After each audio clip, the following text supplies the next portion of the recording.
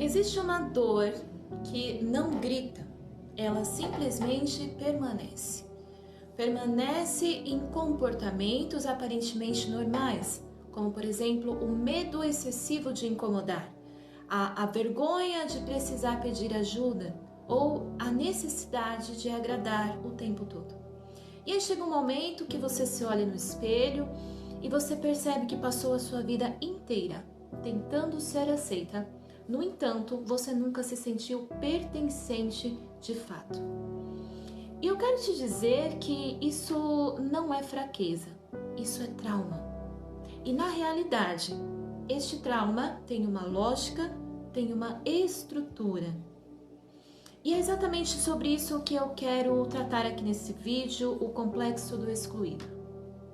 Eu quero te conduzir ao caminho em que você começou a se rejeitar para não ser rejeitada.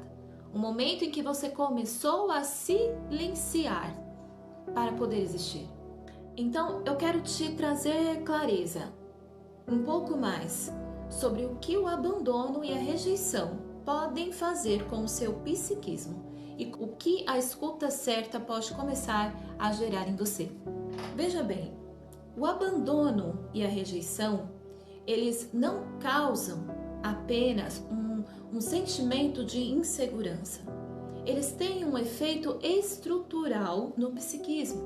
Então, é como se acontecesse uma ruptura, uma fratura no sentimento de pertencimento à vida, ao amor, ao próprio corpo. Freud não vai falar exatamente sobre o abandono, literalmente sobre o abandono, mas grande parte de sua teoria fala em torno da perda do objeto primário. E essa perda, quando não é simbolizada, ela causa uma estrutura de exclusão interna. Então, é como se a mulher ela se sentisse sempre do lado de fora, sabe? E ainda o que é mais devastador é que ela começa a se excluir de si mesma, e não apenas do mundo como um todo, mas ela exclui-se, ela passa a excluir-se do seu próprio eu.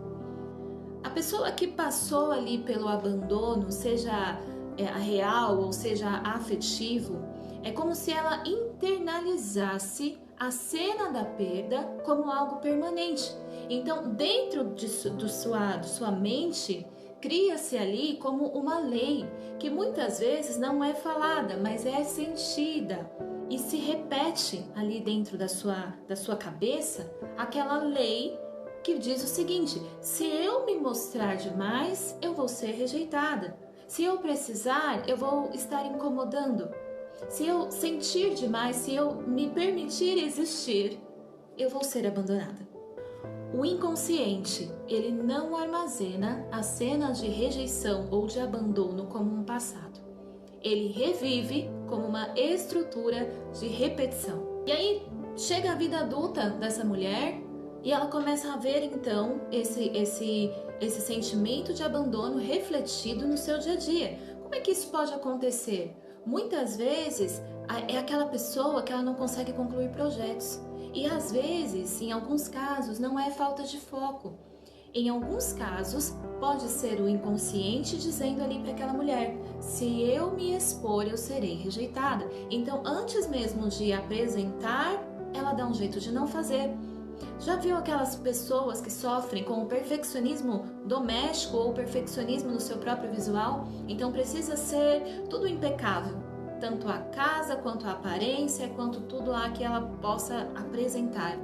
É como se o inconsciente dessa pessoa talvez estivesse dizendo para ela: você precisa merecer para ter. Se você for perfeita, você será amada. Se você não for perfeita, você será abandonada. Submissão a figuras de autoridade. A submissão excessiva, eu quero me referir aqui.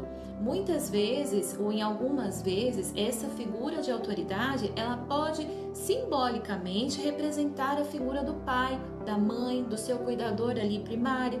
Então, estrutura-se ali um pensamento: se eu decepcionar essa figura de autoridade, eu serei rejeitada, eu serei abandonada. Percebe como que frequentemente esse pensamento, essa lógica sobre o abandono, sobre a rejeição, vai se repetindo, trazendo ali consequências reais para a vida cotidiana, para a vida diária dessa pessoa. Fato é que a mulher abandonada, ela aprende a se abandonar antes mesmo que o outro venha fazer. Então, no seu dia a dia, ela começa se calando, ela começa se sabotando, seja relacionamentos, sejam projetos, sejam oportunidades. Ela começa se anulando, se afastando do seu próprio eu. E aí começam as defesas. É melhor eu me ferir do que ser ferida. É melhor eu desistir do que ser deixada. É melhor eu me calar antes que me calem. Essa é a defesa. O eu abandonando a si próprio antes que o outro o faça.